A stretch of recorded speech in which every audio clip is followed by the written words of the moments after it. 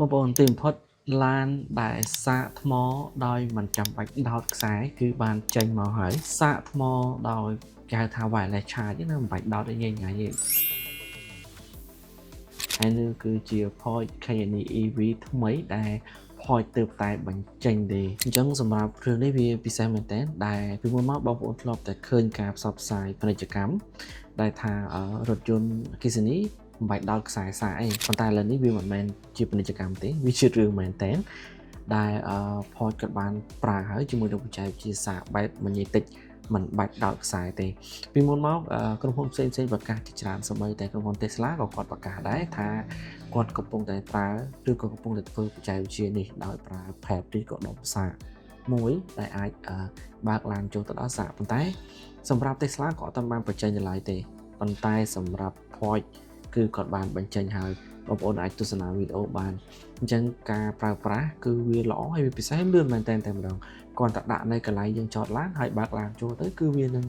ចូលដោយអូតូតែម្ដងសំខាន់ពេលដែលចូលទៅគឺមាន line ប្រាប់មានកាមេរ៉ាបង្ហាញថាអូចូលកន្លែងហ្នឹងវាចំអត់ហើយចូលដល់កន្លែងណាទើបវាសាកបានអញ្ចឹងបងប្អូនអាចទស្សនាវីដេអូនេះបងប្អូនអាចមើលឃើញហើយគឺសម្រាប់ខ្ញុំយល់ថាឡានអគ្គិសនីកាន់តែពិសេសទៅហើយបងប្អូនអញ្ចឹងសម្រាប់ Porsche Cayenne អគ្គិសនីទៅបញ្ចេញនេះគឺជាប្រភេទ SUV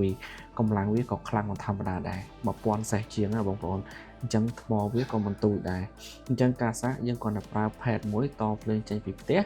គឺបើកទៅដាក់ឡាននៅលើ pad ហ្នឹងគឺ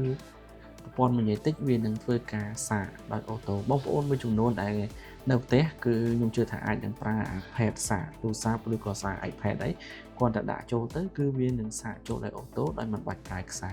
អញ្ចឹងអនាគតឡានអគ្គិសនីខ្ញុំជឿថាមិនមែនមានតែ Porsche ទេសម្រាប់ក្រុមហ៊ុនផ្សេងៗក៏នឹងមានដូចគ្នាដែរហើយមួយទៀតបងប្អូនអាចគិតថាបើសិនជាសាកអញ្ចឹង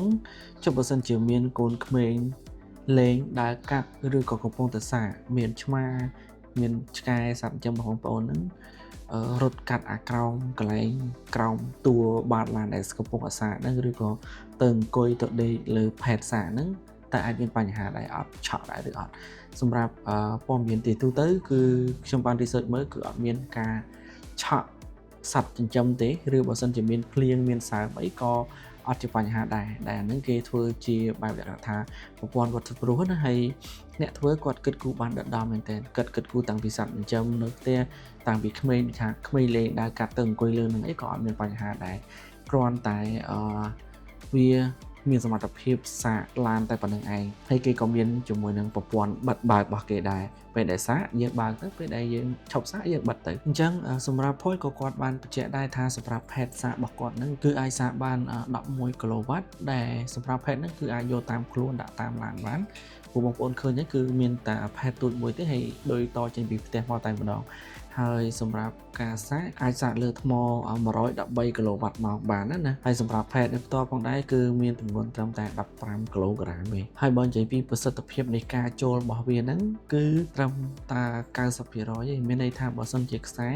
ភ្លើងចូលទៅ 100% ប៉ុន្តែបើសិនជាសាកនឹង pad ដែលប្រើជាមួយនឹងប្រព័ន្ធ wireless charge ហ្នឹងសមត្ថភាពវា 90% អញ្ចឹងចាញ់តែ 10% ទេអញ្ចឹងអានេះជា option មួយដែលលើសគេសម្រាប់ Porsche Cayenne EV ថ្មីដែលទើបតែចេញប៉ុន្តែ Porsche ក៏គាត់អត់បានចោលជាមួយនឹងប្រព័ន្ធ AC ឬ DC fast charge ដែរដែល AC charge ពាក់ព័ន្ធជាមួយនឹងភ្លើងតាមផ្ទះគឺ11 kW ហើយសម្រាប់ការសាក DC fast charge រហូតទៅដល់400 kW អញ្ចឹងសម្រាប់អ្នកដែលទិញ Porsche Cayenne EV ថ្មីនេះមិនថានៅស្រុកយើងឬក៏នៅស្រុកគេទេ Porsche ក៏បានបង្កើតតម្លៃដែរសម្រាប់ pad សាកបែប wireless charge ហ្នឹងណាគាត់បង្កើតដែរសម្រាប់តម្លៃបើសិនជាចង់ទិញគ្រាន់តែ pad charge មួយហ្នឹងគឺ 7,000 អឺរ៉ូឬក៏បើគិតជាដុល្លារ $2,600 អាមេរិកគ្រាន់តែ pad charge នឹងមួយទេប៉ុន្តែខ្ញុំជឿថាបើសិនជាបងប្អូនមានលុយទិញជាមួយនឹង Porsche Cayenne ថ្មីនេះហើយខ្ញុំជឿថាត្រឹមតែមក pad charge តម្លៃ 7,000 ជាងហ្នឹងបងប្អូនមិនខ្លាចទេបាទគាត់ថា pad charge ហ្នឹងទិញបានគូនឡានមួយអូខេបងប្អូនអញ្ចឹងពីខ្ញុំទៅមានតែប៉ុណ្្នឹងឯងគាត់តែចង់បង្ហាញពីបច្ចេកវិទ្យាថ្មីដែល Porsche គាត់បានបញ្ចេញមកទាំងដែលក្រុមហ៊ុនជាផ្សេងៗគាត់តែជាការធ្វើ marketing គាត់តែជាប្រកាសមិនទាន់នឹងបានចេញទេប៉ុន្តែក្រុមហ៊ុនអាឡបងមួយនេះពិតជាខ្លាំងមែនបាទឥឡូវចេញបានសម្រេចអញ្ចឹងបងប្អូនពីខ្ញុំទៅមានតែប៉ុណ្្នឹងឯងជម្រាបលាជួបគ្នានៅវីដេអូក្រោយបាយបាយ